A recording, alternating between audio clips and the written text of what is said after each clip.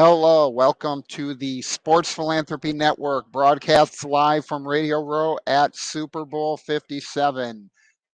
On behalf of Caleb Bradham, I am Roy Kessel, and we're very excited today to have with us a special guest, Amobi Okugo. And Amobi, welcome to the show. Thank you for having me. It's a great honor to be with y'all again this week. Well, we know you came and did a great presentation with us for financial literacy at Tolleson High School on Monday. Great to see the perspectives from former athletes, and we could really see the energy and engagement that the high school students had getting the opportunity to learn from each of you and what you did. And I know you gave the keynote presentation there. So would love to have you share with our audience the type of work that you're doing now and what drove you as a former athlete to really dive into that space. No, most definitely. First and foremost, thank you so much for the opportunity to be the keynote speaker at Tolleson High School. It was a great honor to have the kids be so receptive. It's not something that you're normally used to when it comes to doing financial literacy. So that was a great honor. A little bit about what I currently do. Obviously, I run a Frugal Athlete. It's an online financial media platform where we try to use sports to teach financial literacy and athlete empowerment. So we use athletes as roadmaps. Athletes are natural trendsetters, so we can use their positive stories to teach financial literacy and athlete empowerment. That's what it's all about. My big mission is to help understand as athletes that we have leverage from a capital, from a career standpoint. So if we can do that through making prudent financial decisions, smart career decisions, that's what it's all about at the end of the day. I love it. So, Amobi, my question for you is like that epiphany moment, if you will, when you realize, okay, I'm done with sports, I'm transitioning into a different part of my life. This is what it's going to be because you realize at some point you could be anything, like you're uber talented, right? And you made a frugal athlete your thing. Where did that come from? No, that's a great question. I would say so. My rookie year, a lot of my teammates and athlete friends would be like, "You're cheap, you're cheap." So that was always in the back of my mind when I finally came around to start a frugal athlete. It was motivated by watching the 30 for 30 Broke documentary, and I was like, as crazy as these stories are, I know there's positive stories around there. So I wanted to research. All right, who are some athletes that I could use as an example? And as I did research, I wasn't finding the ones that I could relate to from a personal level because the ones that were highlighted were the LeBron James, Kobe Bryant's, the rest in peace, the Tom Brady's, the Serena Williams. And as much as they're athletes that we could look up to, those are anomalies. Those are the 1% of the 1%. So I wanted to create a platform where it could be any athlete, any elite level athlete, where you may not know about them or they're in a niche or something. And then when I started the platform, I was thinking of names. I was like, all right, what's it going to be? And I can't going back to my rookie year when people would call me cheap. And I was like, you know what? No, we're switching that word around. We're using frugal. And frugal essentially means, you're economical, you're efficient, you're prudent with your money. And that's what it's all about. Moby, I think you really hit it right on the head when you talked about that broke documentary for 30 for 30 because uh, you know I was an NFL agent and I saw that firsthand with a lot of players, and so was familiar with sadly far too many of those stories, not only in the NFL but the NBA has quite a lot of high profile situations where players have lost money to um, unsavory characters, financial advisors, agents, things of that nature. And I think for a lot of the public, that was really the first time that they had a sense of the magnitude of this problem. When you see stories and you listen to Andre Rison talk in there and you listen to some of the others, they're heartbreaking stories of guys that have made tens and hundreds of millions of dollars that are truly, without any type of financial resources or support. No, you're exactly right. And it's really unfortunate, but luckily we're seeing changes happen, from the top down. Whereas before, athletes were spending money on cars and clothes and jewelry and, multiple houses. I think someone said it the other day when we were at our speaking engagement with this high school that you can only drive one car at one time. So why do you need three? So different things like that, and then now the conversations are, all right, asset versus liabilities, real estate, venture, education. So how are they changing the narrative? And because high tides lift all boats, the more we talk about these positive situations, the more better it's going to be for the current athletes, but the ones that are following in their footsteps.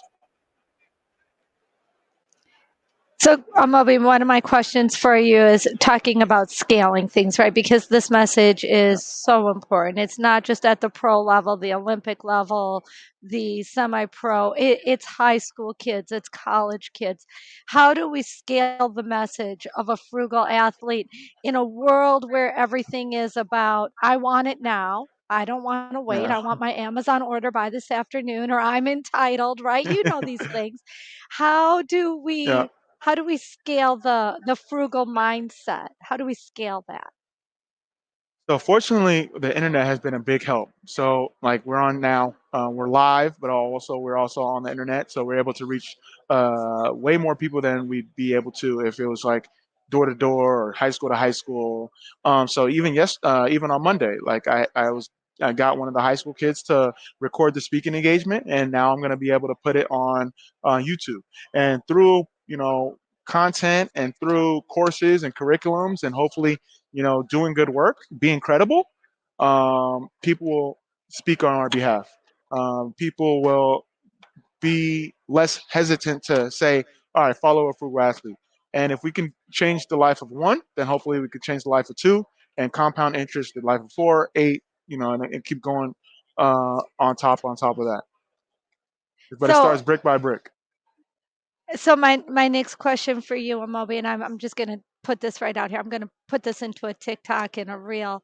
I want to just give you a second. Like, go ahead and give the Amobi message to the That's a audience. great one. Go ahead, live Oh, live from pressure. Radio Row, the Amobi message. Okay. Yeah, no pressure, no pressure. Live from Radio Row. And 30 seconds or less for a TikTok. I would say leverage is everything. If you have more leverage, you're able to make more sound decisions, whether it's financial, whether it's health, whether it's life, whether it's relationship. Obviously, you don't want to over leverage yourself, whether it's anything in life. But when you have more leverage, you have more clarity on the decisions that you can make. And when you have better decisions, then you hopefully lead to a better life. So when I talk about financial literacy, when I talk about career decisions, it's all about making sure that you can do the right thing so that you can give yourself better leverage, which ultimately leads to financial freedom, financial clarity, and less stress. All right, and can I go Oh, deep for Moby, just a second, Amobi? Is that okay?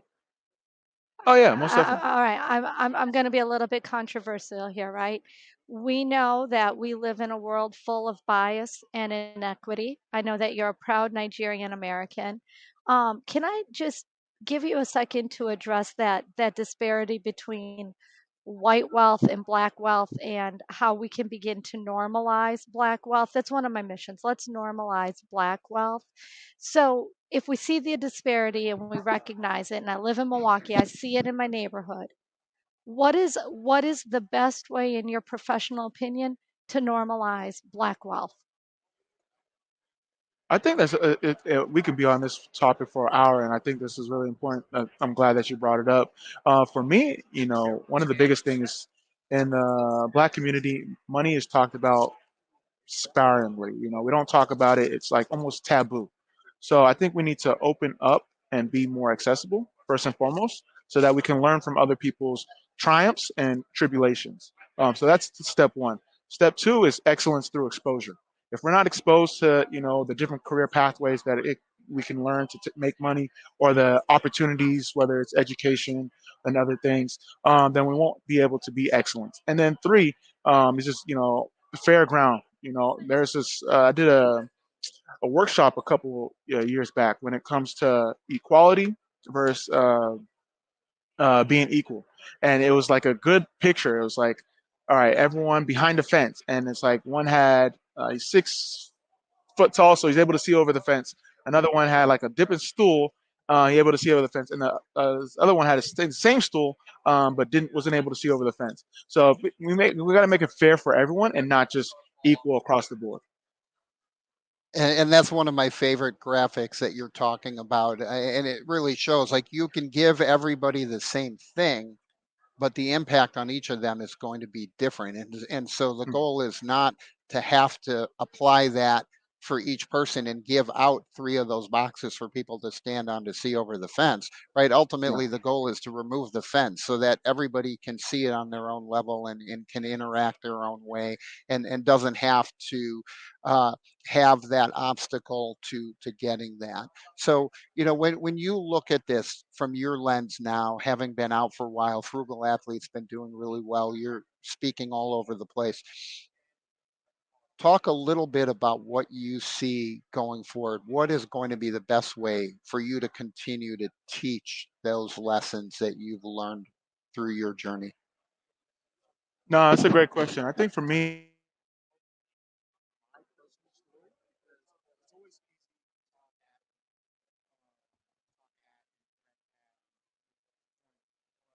share a little bit about yourself when you're more authentic, the kids can really gravitate towards that. So even using the example on Monday, being able to use sports and taking things that they already know, that they're already accustomed to, not using the big words, the big financial jargon, but using it and bringing it to the level where they're comfortable at to introduce new topics or introduce new complex systems.